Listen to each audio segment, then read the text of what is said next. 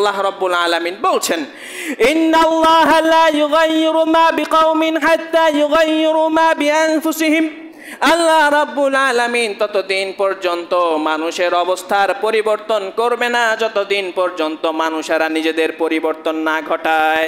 এই জন্যে আগে আমাদের নিজেদের সমাজকে, আমাদের যুব সমাজ যারা অধপতনের দিকে এগিয়ে যাচ্ছে, প্রতিটা দায়িত্ববান যারা আছে, বিশেষ করে এলাকাবাসীর মধ্যে যারা দায়িত্ববান, মসজিদ কমিটির ভিতরে যারা দায়িত্ববান, তাদের জন্য কর্তব্য হলো যুব সমাজ যে ধ্বংসের পথে তারা এগিয়ে গিয়েছে, তারা তাদেরকে সেই ধ্বংসের পথ থেকে বাঁচিয়ে রাখবে। তারা জানে যাতে করে সেই সমস্ত মাদক দ্রব্যের প্রতি আগ্রহী না হয়, সেখান থেকে বাঁচিয়ে আনা যারা দায়িত্ববান আছেন, এলাকার দায়িত্ববান বা মসজিদের দায়িত্ববান, তাদের উপর সেই দায়িত্ব থাকবে।